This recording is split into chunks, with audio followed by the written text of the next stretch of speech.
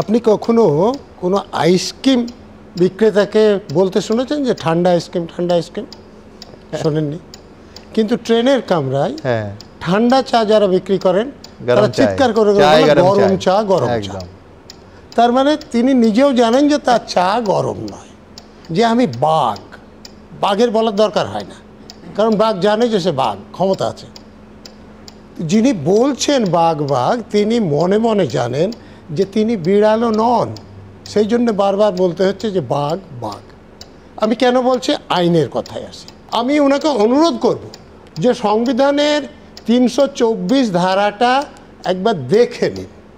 সেখানে পরিষ্কার বলা আছে যে ভোটার তালিকা যে তৈরি করা হবে, অর্থাৎ সংশোধন করার কাজও নির্বাচন কমিশনের একদম প্রথমেই এটা বলা আছে। নির্বাচন কমিশন আইনের পক্ষে না দাঁড়িয়ে কেন চিফ সেক্রেটারির পক্ষে দাঁড়ালেন? এখানে এফআইআর করতে বলে নির্বাচন কমিশন এফআইআর করতে বাধ্য কেন করলেন না? আমি তো এই সমঝোতার কথা বলছি, যাতে এখানে বামেদের বা কংগ্রেসের কোনো রকম সুবিধা না হয়। তার জন্য এই তৃণমূল এবং বিজেপি মিলিয়ে এটা আমরা আমাদের মধ্যেই যেন থাকে, এই জন্য করছেন। বিহারে প্রথম দফার এসআইআর শেষ হয়ে গিয়েছে, আর এবার অপেক্ষা পশ্চিমবঙ্গে এসআইআর প্রক্রিয়া শুরু কবে হবে। ইতিমধ্যেই নির্বাচনী আধিকারিকরা তাঁরা পশ্চিমবঙ্গে এসে গিয়েছেন, দফায় দফায় মিটিং হচ্ছে। সূত্রের খবর, আগামী সপ্তাহ থেকেই পশ্চিমবঙ্গে এসআইআর শুরু হয়ে যাবে। 3 মাসের মধ্যে প্রক্রিয়া শেষ হবে। এসআইআর শেষ হওয়ার 3 মাস পর হবে বিধানসভা নির্বাচন, এমনটাই খবর সূত্রে। কতদিন লাগতে পারে এসআইআর শেষ হতে? আমি কিছু বলতে পারবো না, এই তো ইসিআই শিডিউল ডিসাইড করবে। নোটিফিকেশন আগে তো শেষ করতেই হবে। বিহারে 3 মাস ছিল, এখানে কতদিন হবে না হবে এ তো কমিশন ডিসাইড করবে। এসআইআর সামনের সপ্তাহে হতে চলেছে এবং 3 মাসের মধ্যে এসআইআর শেষ হবে। এসআইআর শেষ হবার 3 মাসের মধ্যেই নির্বাচন হতে চলেছে। আপনারা দেখবেন যে কি করে এসআইআর হলে তৃণমূল কংগ্রেস তাসের ঘরের মতন ভেঙে পড়ে। ইতিমধ্যে এসআইআর এর প্রস্তুতি যখন শুরু হয়ে গিয়েছে, তখন মমতা বন্দ্যোপাধ্যায় কিন্তু একেবারে নির্বাচন কমিশনের উদ্দেশ্যেই রীতিমতো আক্রমণ শানিয়েছে। এসআইআর শুরু করবার আগেই ওটা তো ফিল্ড সার্ভে নয়, ওটা হচ্ছে শো, মানুষের কাছে যাওয়া নয়, কয়েকজনকে অফিসারকে ডেকে মিটিং করা, থ্রেট করা, স্টেট গভর্নমেন্টকে টোটাল বাদ দিয়ে এসআইআর এর নামে ভোট কাটার চক্রান্ত চলছে, এগুলো তার প্রমাণ। আসাম গভর্নমেন্ট কি করে বাংলার সিটিজেনদের এনআরসির নোটিশ পাঠাতে পারেন? ইঙ্গিতপূর্ণ মন্তব্য করেছেন বিরোধী দলনেতা শুভেন্দু অধিকারী। এসআইআর সুষ্ঠুভাবে না হতে দিলে 25শে এপ্রিলের মধ্যে ভোট প্রক্রিয়া শেষ না হলে রাজ্যে রাষ্ট্রপতি শাসন চালু হয়ে যাবে।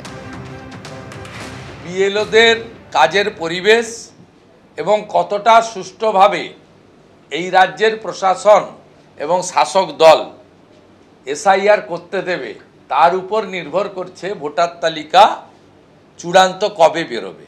ফেব্রুয়ারি মাসের শেষ সপ্তাহে যদি নির্বাচনী নির্ঘণ্ট না বেরোয়, এপ্রিল মাসের 25 তারিখের মধ্যে পুরো নির্বাচন প্রক্রিয়া শেষ না হয়, তাহলে অটোমেটিক কোর্সে রাষ্ট্রপতি শাসন অর্থাৎ গভর্নরের হাতে রাজ্য চলে যাবে।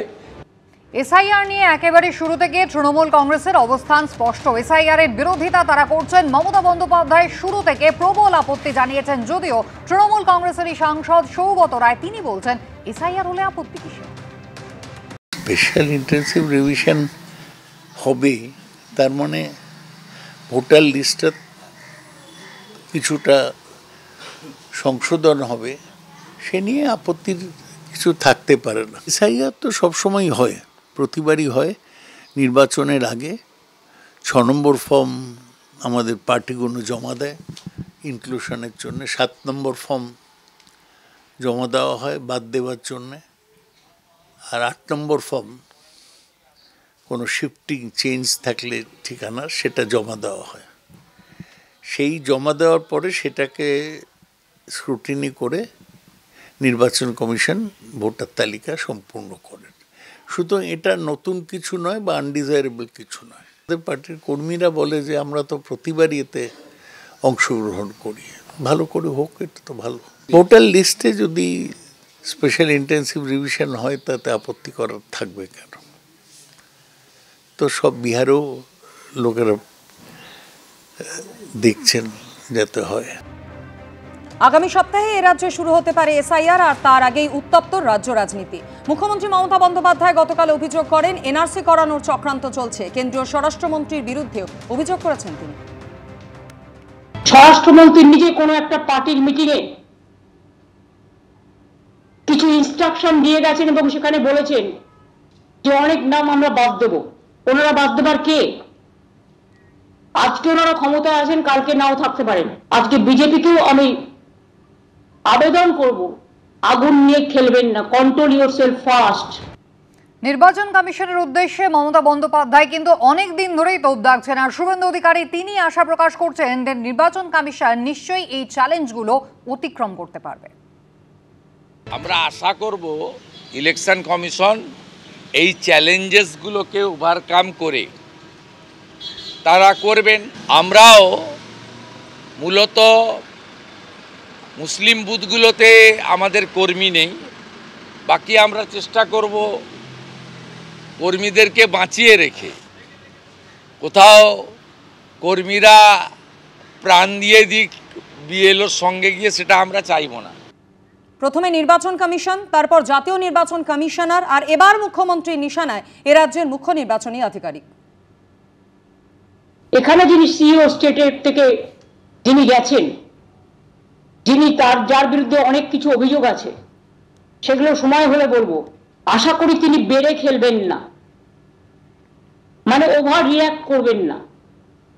তিনি বড্ড বেশি অফিসারদের থ্রেট করছেন, যিনি নিজে নানা অভিযোগে দুর্নীতিগ্রস্ত।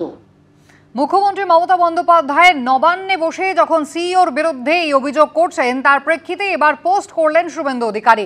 রাজ্যের সিইওকে হুমকি দিয়েছেন মুখ্যমন্ত্রী, পদক্ষেপ করুক কমিশন। শুভেন্দু অধিকারীর এই পোস্ট রাজনৈতিক দল নয়, মুখ্য সচিবের সামনে রাজ্যের সচিবালয় থেকে সিইওর বিরুদ্ধে হুমকি দিচ্ছেন মুখ্যমন্ত্রী। মমতা বন্দ্যোপাধ্যায়ের বিরুদ্ধে কঠোর পদক্ষেপ নিক কমিশন, দাবি বিরোধী দলনেতার। সাংবিধানিক অফিসার এবং গণতান্ত্রিক পদ্ধতিকে ধ্বংসের চেষ্টা। সিইওর নিরাপত্তার জন্য অফিস এবং বাড়িতে মোতায়েন করা হোক কেন্দ্র বাহিনী, দাবি বিরোধী দলনেতার।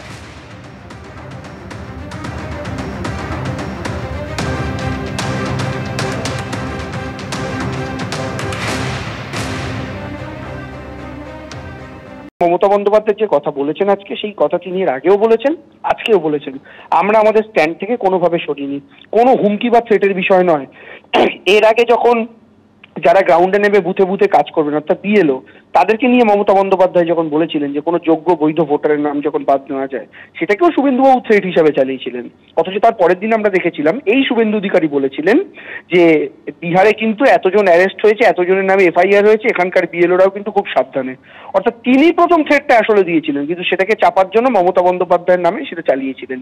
আজকেও মমতা বন্দ্যোপাধ্যায় যে কথা বলেছেন, সেই প্রত্যেকটা কথার সারমর্ম একটাই, কোনো যোগ্য এবং বৈধ ভোটারের নাম যেন বাদ না যায়, আর নির্বাচন কমিশনের কোনো অধিকার নেই নাগরিকত্ব যাচাই করার। আর তৃতীয় বক্তব্য হচ্ছে এই এসআইআর প্রসেসের মাধ্যমে আমরা বকলমে এনআরসি করতে দেব না। এই যে তিনটে বক্তব্য, এটা তিনি আগেও বলেছেন, আবারও বলেছেন। আর মুখ্যমন্ত্রীর বক্তব্যের প্রেক্ষিতে জাতীয় নির্বাচন কমিশন সূত্রে বক্তব্য, মুখ্য নির্বাচনী আধিকারিক পদের জন্য নামের প্যানেল পাঠায় রাজ্য সরকারই, সেখান থেকে নাম বেছে নেয় নির্বাচন কমিশন। মুখ্য নির্বাচনী আধিকারিক নির্বাচন কমিশনের অধীনে এবং যা করেন সেটা তাদের নির্দেশ মেনেই।